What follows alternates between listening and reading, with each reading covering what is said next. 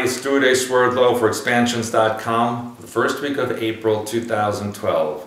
And some of you may have been wondering, or maybe not wondering, where I've been for the last few weeks, and that is on a Reformation tour to Central Europe. I started out in Frankfurt, went all the way down to Salzburg, Austria, across to Linz, up through the Czech Republic to Prague, up to Berlin, and through various Reformation towns and locations back to Frankfurt, where, when I arrived at Frankfurt Airport, we were told that there was a strike and we weren't going anywhere.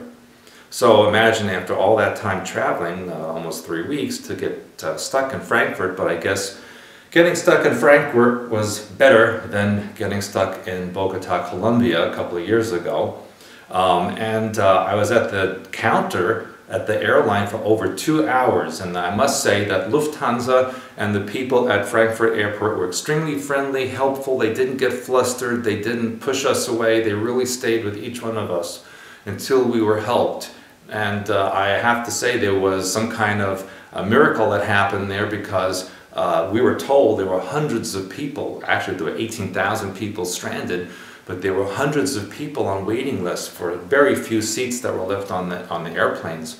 And so we did have to stay overnight, but the guy at the counter was able to push us ahead of all the people and actually got us seats on the plane, and we were able to come home. So it was quite an adventure. But during that time, while we were in that central area of Europe, it was a bit interesting to see the Middle Ages villages. Some of them look almost identical to where they were 500–600 years ago or more.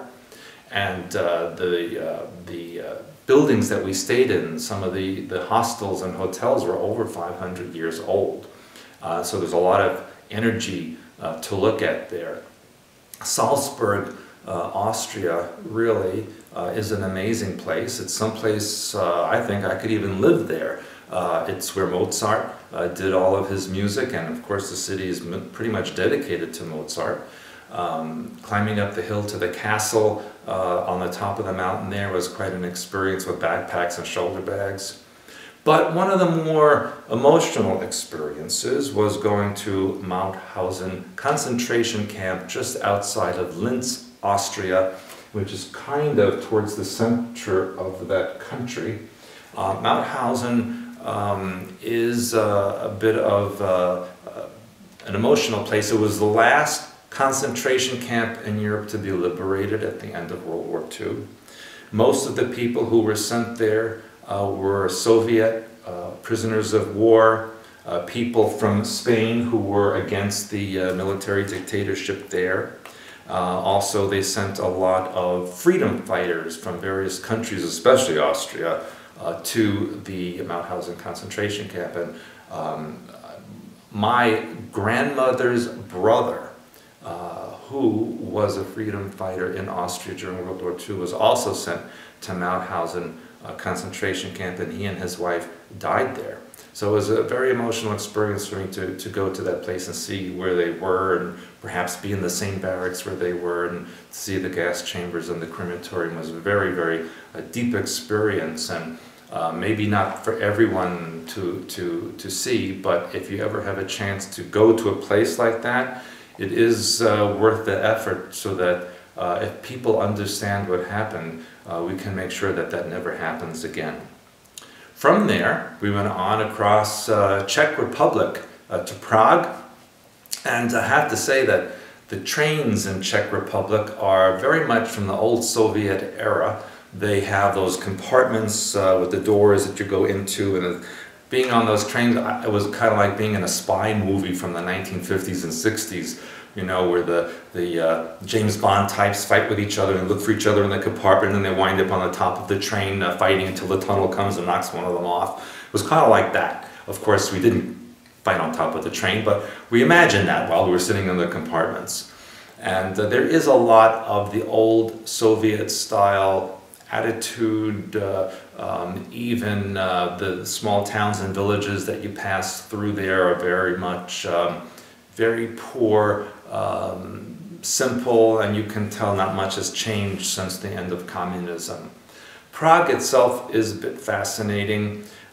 Visiting the castles and the medieval cathedrals that were there, but especially going to the old Jewish cemetery where the golem was supposedly buried. And we're not allowed to take pictures there, but I did sneak in a couple when nobody was looking.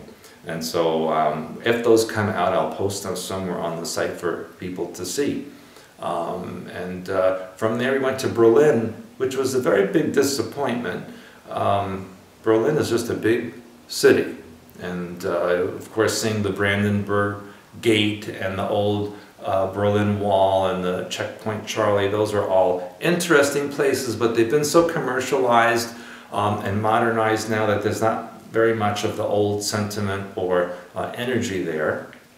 And of course making our way back to Frankfurt from Berlin, going to Magdeburg and Wittenberg and Quedlinburg and all the places where Martin Luther created his Reformation. So basically, for me, and I'm writing about this in our April newsletter, which you should, those of you who are members will be able to read that. I talk about how this was really my personal Reformation going on this trip, because a lot of things changed emotionally, mentally, even physically with the group that we went with. So you can read about more of that on our newsletter, my newsletter, this month in April 2012. Interesting though, I must say, along with the Martin Luther locations, there were Adolf Hitler locations, because they kind of were in the same spots and spoke in the same locations. We did go to the birthplace of Adolf Hitler, which is Braunau in Austria, and where he grew up in Linz, Austria. But you know, unfortunately, in both Germany and Austria, there is a rise now of Nazi sentiments. And that is because the people there are very much against all the Muslims moving in from Turkey and other locations. They consider it to be almost an act of war by the Islamic people against the people of Europe. And remember, historically, these areas were invaded by the Ottoman Empire hundreds of years ago, as well as the Mongols a couple of times. So that energy, that memory is embedded in their cellular structure, and they are very much against the Muslim people moving into this area of Europe. And I was told that if you go to Braunau for a seminar, you're automatically assumed to be a Nazi supporter. That's how powerful it is in those countries now. So something to keep in mind, and I was also told by Austrians that not to be surprised if such a thing even happens in North America, because they feel that that sentiment of nationalism and unfortunately racism is coming to the surface again. So something to keep in mind.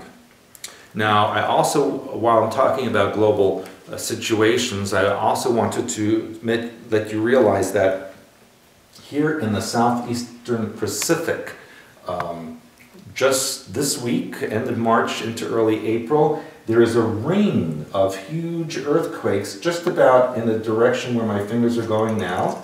It's kind of like an arc through Chile, Bolivia, Peru, and then even up into southern Mexico. There are quakes in the 6+ category going on, and there is warning now for huge volcanic eruptions in Indonesia, Japan, Ecuador, and Mexico. So a lot is happening, and in Indonesia, the warning is for the Krakatau volcano, and that is the son of the Krakatoa volcano, which over 200 years ago, as you may remember, erupted cataclysmically and caused global cooling all over the earth. And in fact, in some locations for several years after that, there was snow in the summertime in the northern hemisphere because the ash and smoke covered sunlight and made the temperatures drop significantly for a long period of time.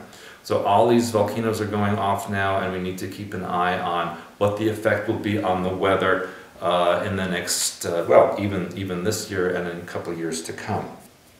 Now, some interesting things going on. Curiosity. A new book is out about OJ Simpson. You would think that episode was done already, but no. There is a book out that says OJ Simpson really did not kill his ex-wife Nicole Simpson and Ron Goldman, but rather it was his son who killed those two people. His son, OJ's son at the time, was 24 years old, had a lot of mental health issues, and in fact had been in mental institutions, and was considered to be dangerous and violent. And according to this book, OJ is innocent and his son is guilty. So read that. That should be a pretty interesting story. And apparently he said he did 20 years of research and that he's absolutely, definitely sure that that's what happened back then. Now, for some very interesting imprinting and triggering that's been going on in the world, especially sexual imprinting. And there's a couple of stories I'm going to tell you about. One of them is about actor John Stamos. You might remember him from a sitcom back in the, I believe it was the 80s and the 90s. And he went to some type of a dinner where you donate money for a cause, and someone donated $5,000 to give a kiss to this woman. And so John Stamos got up and he said, "I'll give another $5,000 to anyone who wants to give me a kiss also." So, I don't know if it's unfortunate or what for him, a man got up and said, "Yes, I'll pay $5,000 to kiss you, John Stamos." And he did. And it was recorded. Now, if you go online now, it says the video has been removed. I'm sure he got a lot of flack about that.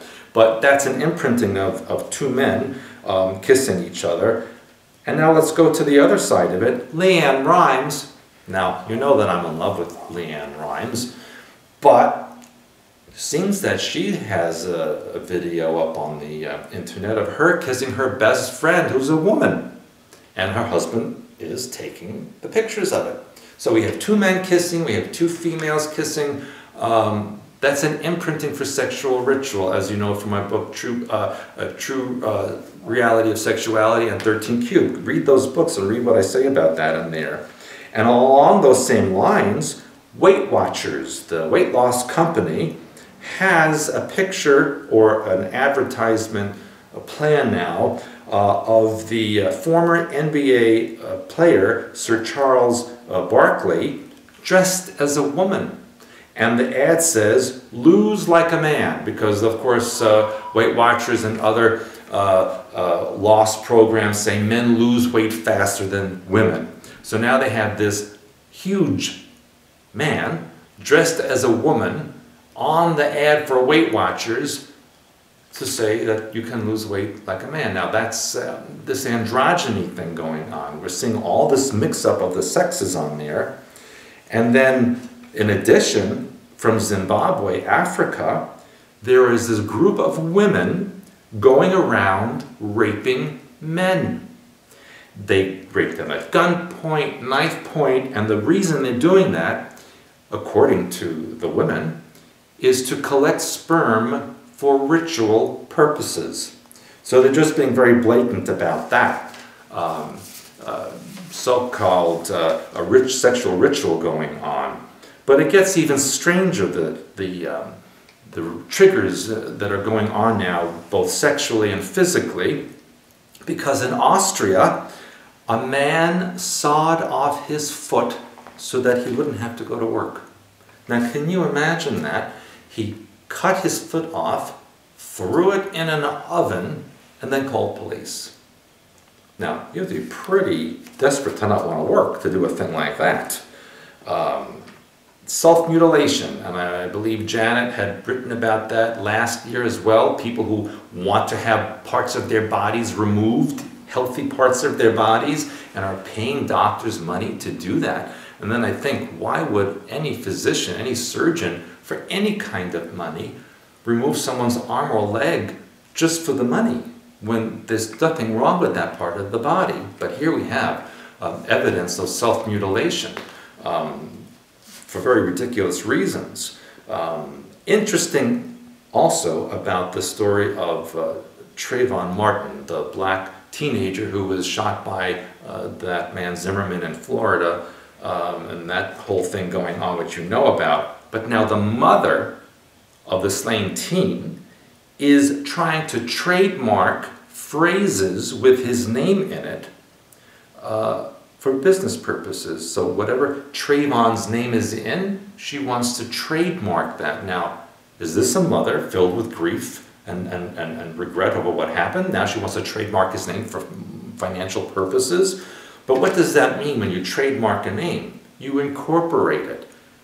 What does that mean as far as personal energies? It means the person's no longer a person, they're a thing. They're a corporation, they're an entity. They're not a human being. So we have seen this in the sovereignty movement, where they teach us where your name in capital letters means you're a corporation, you're not a person. And here this mother is doing this to this victim of this crime. So something that we need to think about, all these triggers going on now as we get into spring of 2012 here on the Northern Hemisphere. And keep in mind what I've been telling you, London Olympics are coming up, the Queen's Jubilee. We're going to see a lot of strange events leading up to staged alien invasion, second stage coming of Christ, a new world government, all of this, a new world religion. All of these things that I've told you today are leading up to these end results. Now, just as a reminder, this month, April 20th to the 22nd, here in St. Joseph, Michigan, we will be having our seminar of the 4 Ds. The 4 Ds are death, disease, detox, and determination. We will teach you how to overcome and surpass death, how to remove disease from your life, detox your body, mind, and soul, and to achieve all the determination you want in your life for a perfect and happy life. So come join us. Go to expansions.com and sign up today to join us here for that amazing, amazing seminar. Also, those of you in Cape Town, South Africa, I will be speaking at the festival there in June and also doing a seminar there. So again, go to expansions.com for details. I will be in South Africa for half of June of 2012 anyway.